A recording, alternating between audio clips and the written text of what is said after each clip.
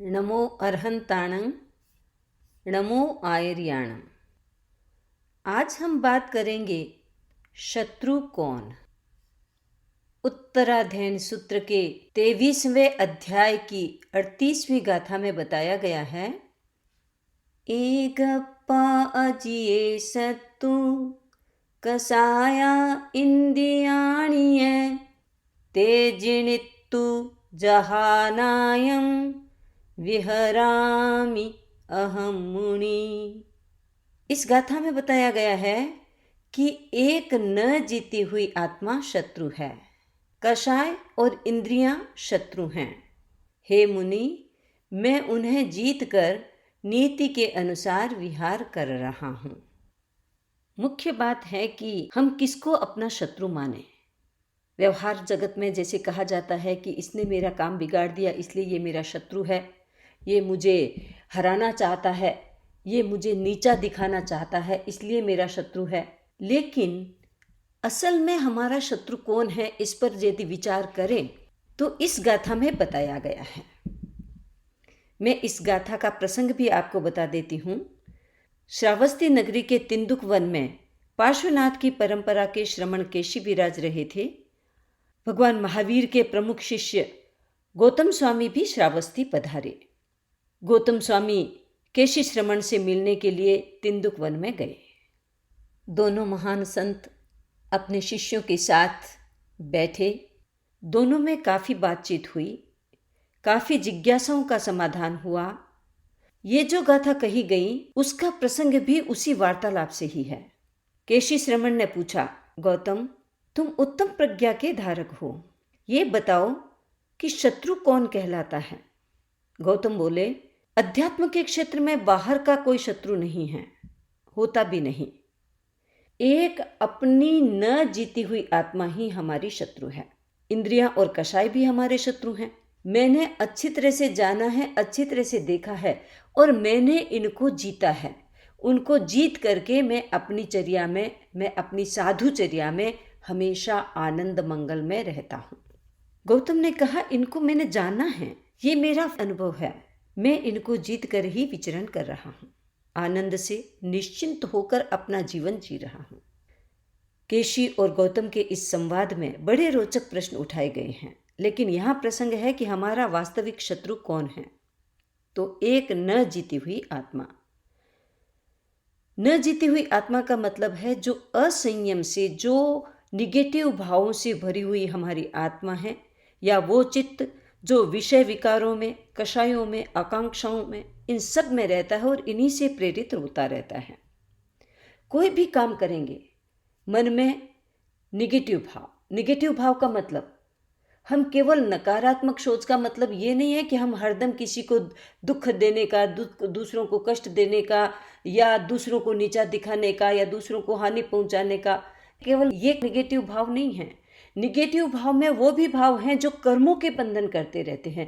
आदमी अपनी इच्छाओं से, आकांक्षाओं से, लालसाओं से, ईर्ष्याओं से, भाग दौड़, पद प्रतिष्ठा, मेरा नाम, मेरा यश, मेरी कीर्ति फैले, इसी में लगा हुआ रहता है और उसी से प्रेरित होकर के अपने सारे क्रियाकलाप करता है।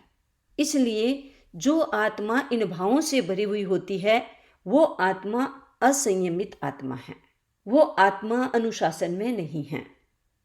इस प्रकार का जो चित्त होता है वह चित्त हमेशा शत्रु की तरह कहलाता है। अध्यात्म के क्षेत्र में, बाहर जगत के क्षेत्र में नहीं, अध्यात्म के क्षेत्र में जो ऐसी आत्मा है जो विषय विकारों में रहती है, जो अपेक्षाओं, आकांक्षाओं, लालसाओं में रहती है, ईर्ष्याओं में दौड़ती है, वैसी चित्त वृत्तियां शत्रु कहलाती हैं।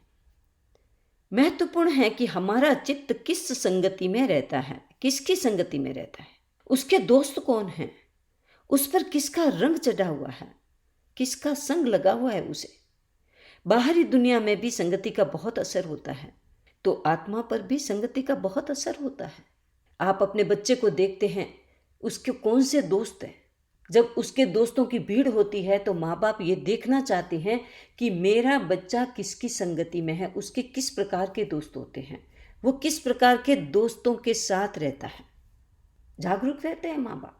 आप भी बहुत बार जागरूक रहे होंगे अपने बच्चों के संगति के लिए। तो हमारी आत्मा किसकी संगति में रहती है, ये बहुत ज़रूरी प्रश्न है हमें अपने आप को देखने के लिए, अपने आप से पूछने के लिए। एक बार एक गुरु अपने शिष्यों के साथ बगीचे में घूम रहे थे। वो अपने शिष्यों को संगति के विषय में बता रहे थे।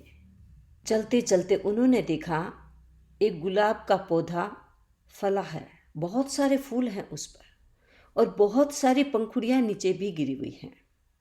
उन्होंने अपने एक शिष्य से कहा, वत्स जाओ और उस पौधे के नीचे की मिट्टी उठा लाओ। शिष्य गया, मुट्ठी भरी मिट्टी से और लाकर के गुरुदेव को देने लगा। गुरु ने कहा, वत्स मैंने अपने लिए नहीं मंगवाई है, मैंने ये मिट्टी अपने लिए नहीं मंगवाई। सभी शिष्य गुरु की तरफ देखने लगे। तभी गुरुजी ने कहा, इस मिट्टी को सूंघ कर देखो। एक बालक के हाथ में मिट्टी, सभी शिष्य उसको सूंघ कर देखने लगे।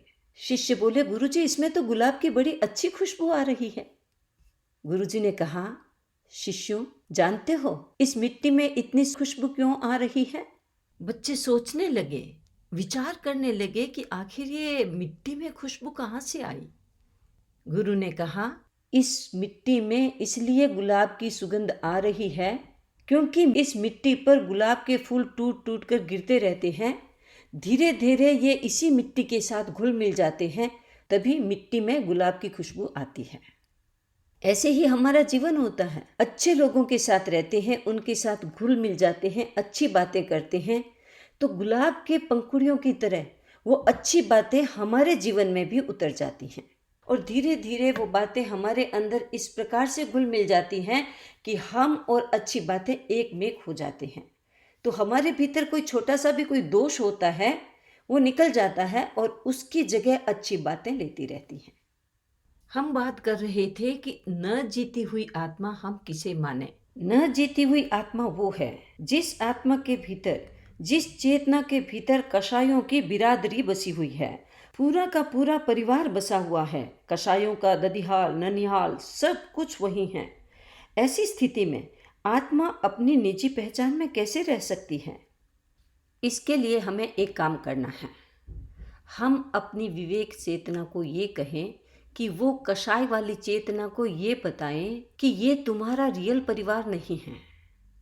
इंद्रियां और कषाय तुम्हारे रियल परिवार के सदस्य नहीं हैं, क्योंकि इंद्रियां बाहर भागती हैं और भावों की अशुद्धि के कारण वो उसी तरह के जगत से उसको जोड़ती है। इसलिए तुम सबसे पहले इंद्रियों की सुरक्षा करो, इंद्रियों के आवागमन को रोको, उसको अनुशासित करो। इंद्रियों को हम अपने इतने वश में कर लें कि हम चाहें तो हम दृश्य को देखें, हम न चाहें तो हम नहीं देखें। हम चाहें तो शब्द को सुने, कान खुले पड़े हैं, लेकिन हम चाहें तो शब्द को सुने, हम नहीं चाहें तो हम नहीं सुने। दूसरी बात ये भी हो सकती है कि हमारी इंद्रियां अपने अपने विषयों में जाए भले ही, लेकिन उस विषयों पर हम विवेक का अंकुश रखें, हम उसको हमारे कषायों से रंजित रंगित न होने दें। तब जाकर के हमारी आत्मा को हम एक नया रूप दे सकते हैं। और जैसा गौतम स्वामी ने कहा कि मैं अपनी इंद्रियों को, अपनी आत्मा को, अपने कषायों को जीत कर रमण कर सकता हूँ, तो हम भी कोशिश कर सकते हैं कि हम अपने कषायों को थोड़ा अनुशासन में रखें, हम अपनी इंद्रियों को अनुशासन में रखें और अपनी आत्मा को अपने स्वरूप के पास, अपने स्वरूप का दर्पण दिखाते रहें कि तेरा स्वरूप क्या है।